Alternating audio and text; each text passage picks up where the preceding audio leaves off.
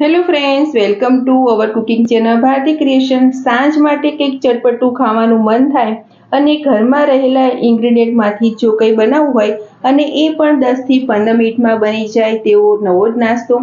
અત્યારે આપણે બનાવીશું કોર્ન બાઇટ્સ, જે ઘરમાં રહેલા ઇન્ગ્રેડિયન્ટમાંથી અને વરસતા વરસાદમાં ગરમા ગરમ ખાવાની મજા પડે તેવો નાસ્તો. તો ચાલો બનાવીએ. સાંજ માટે મકાઈનો ચટપટો ટેસ્ટી નાસ્તો બનાવવા માટે આપણે એક મિક્સિંગ બાઉલ લઈશું. મિક્સિંગ બાઉલમાં આપણે 2 થી 3 નંગ જેટલા બટેકા લઈશું અને બટેકાને આપણે છીણીની મદદથી એકદમ સારી ઝીણા છીણી લઈશું. બટેકાને આપણે 2 થી 3 વિસલ કરીને પહેલાં બાફીને ઠંડા કરી લીધા છે અને આ નાસ્તો બનાવવા માટે આપણે ઠંડા બટેકા હોય તે જ લઈશું. ગરમ બટેકાનો ઉપયોગ નહીં કરીએ. હવે આપણે બટેકાને સારી છીણી લઈએ. બટેકાને આપણે છીણી લીધા છે. તેમાં હવે આપણે અધકચરી ક્રશ કરેલી મકાઈના દાણા મિક્સ કરીશું. તમે ફ્રોઝન મકાઈના દાણા પણ લઈ શકો છો. અત્યારે મેં ફ્રેશ મકાઈના દાણા લીધા છે અને મકાઈના દાણા આપણે બાફ્યા વગર જ લઈશું. નાસ્તાને વધુ ટેસ્ટી કરવા માટે આપણે 2 ચમચી જેટલી આદુ અને મરચાંની પેસ્ટ લીધી છે તે લઈશું. અડધી ચમચી જેટલો આમચૂર પાવડર, 1 ચમચી જેટલી ખાંડ, 1 ચમચી જેટલો ગરમ મસાલો, થોડા ઝીણા સમારેલા લીલા ધાણા, ટેસ્ટ પ્રમાણે મીઠું મિક્સ કરીશું. તેમાં હવે આપણે 2 થી 3 ચમચી જેટલું બ્રેડ ક્રમ્બ મિક્સ કરીશું. પહેલા આપણે બધું સાથે મિક્સ કરી દઈએ.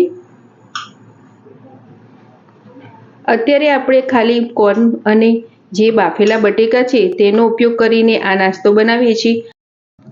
અત્યારે આપણે આ નાસ્તામાં વેજીટેબલનો ઉપયોગ કરતા નથી, પરંતુ જો તમારે આમાં કેપ્સિકમ, ગાજર, ડુંગળી તેમજ ટામેટા જેવા મિક્સ વેજીટેબલ મિક્સ કરીને પણ આ નાસ્તો તમે બનાવી શકો છો, તો પણ આ નાસ્તો સરસ ટેસ્ટી બનશે. હવે આપણે બધું હાથેથી મસળીને સાથે મિક્સ કરી દઈએ. જે રીતે આપણે લોટ બાંધીએ છીએ તે રીતે સારી રીતે મસળી લઈશું. અને આ જે નાસ્તો છે તેમાં આપણે આમચૂર પાવડર અને ખાંડ બંનેનો ઉપયોગ કર્યો છે, તેથી નાસ્તાનો ટેસ્ટ પણ સરસ ખટમીઠો આવશે. જો તમારે મકાઈના દાણાને બાફીને લેવા હોય તો બાફીને પણ લઈ શકો છો, પરંતુ મેં અત્યારે સાવ નાના જે દાણા મળે છે તે લીધા છે, એટલે આપણે બાફ્યા વગર લઈશું તો પણ તે સરસ રીતે જ્યારે આપણે આને ફ્રાય કરીશું તો ચડી જ જશે. આપણે બધું જ મસળીને સાથે મિક્સ કરી લઈએ. આપણે જે મસાલા લીધા હતા તેને સરસ રીતે બધા જ મિક્સ કરી લીધા છે, પણ હજુ આપણું આ મિશ્રણ સહેજ ઢીલું છે, એટલે 2 ચમચી જેટલો બ્રેડ ક્રમ્સ બીજો મિક્સ કરીશું. અત્યારે આપણે બ્રેડ ક્રમ્સ લીધો છે. બ્રેડ ક્રમ્સ તમારે ઉપયોગમાં ન લેવો હોય તો તમે આરા લોટ પણ લઈ શકો છો, અથવા તો સહેજ ચણાનો લોટ પણ તેમજ ચોખાનો લોટ મિક્સ કરીને પણ આ મિશ્રણ તમે તૈયાર કરી શકો છો, તો પણ તમારો નાસ્તો આટલો ક્રિસ્પી થશે. તો હવે આપણે બધું સરસ રીતે મિક્સ કરી દઈશું.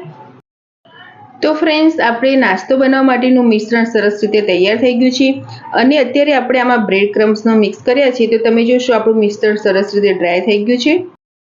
હવે આપણે આ મિશ્રણમાંથી નાસ્તો બનાવીશું. એ માટે આપણે હાથ પર સહેજ તેલ લગાવી લઈશું અને જે મિશ્રણ બનાવ્યું છે તેમાંથી આપણે થોડુંક નાનું પોષણ હાથમાં લઈશું. આ નાસ્તામાંથી તમે કટલેસ છે તેમજ સિલિન્ડર શેપમાં, તમને જે શેપમાં ફાવે તે રીતે શેપ આપી શકો છો. અત્યારે આપણે એક જ બાઇટમાં ખાઈ શકીએ એ રીતે નાના નાના બાઇટ્સ બનાવી લઈશું અને તમે જોશો તો સરળતાથી બની પણ જાય છે. તો હવે આ નાસ્તામાંથી આપણે આવા નાના નાના બાઇટ્સ વાળી લઈએ. આપણે જે મિશ્રણ તૈયાર કર્યું હતું નાસ્તાનું તેમાંથી સરસ રીતે આપણે નાના નાના બાઇટ્સ વાળીને તૈયાર કરી લીધા છે. આ બાઇટ્સને તમે અત્યારે તળવા હોય તો તળી શકો છો, પરંતુ હજી પણ વધારે ક્રિસ્પી લાગે એ માટે આપણે બ્રેડ ક્રમ્બ લઈશું અને જે આપણે આ બાઇટ્સ તૈયાર કર્યા છે તેને બ્રેડ ક્રમ્બથી સરસ રીતે કોટ કરી લઈશું. આપણે બધા જ નાસ્તાને સરસ રીતે બ્રેડ ક્રમ્બથી કોટ કરી લીધા છે. હવે આપણે આ નાસ્તાને ડીપ ફ્રાય કરવાનો છે, પરંતુ જો તમારે આ નાસ્તાને ફ્રોઝન કરવો હોય તો તમે એરટાઇટ ડબ્બામાં ભરીને 1 વીક સુધી ફ્રોઝન પણ કરી શકો છો અને જ્યારે પણ તમારે ખાવું હોય ત્યારે તેને ક્વિક તમે તળી શકો છો. તો હવે આપણે આ નાસ્તાને તળી લઈએ. આપણે જે બાઇટ્સ બનાવ્યા છે તેને તળવા માટેનું તેલ સરસ ગરમ થઈ ગયું છે. તેમાં હવે આપણે જે એક એક બાઇટ્સ મૂકીશું. ગેસની ફ્લેમ મીડિયમ જ રાખીશું, જેથી તે ઉપરથી સરસ ક્રિસ્પી અને અંદરથી પણ સરસ રીતે તળાઈ જાય.